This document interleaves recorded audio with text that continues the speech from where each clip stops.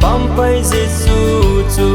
Eidi kata sale kalha gaudia dam na hi amaloke leya hing zo lo ding kong zeng zeng hen kalunga Jesu ngai na mei ko ha kau kui si le thi san na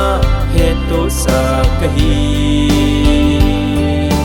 van noin a khelam dan ki the hin kho hi lo chung na ko na ka chan tha gao hin kho hi son se na keng chut phan ka nei ta van noi hui mut lon le the kahi tapu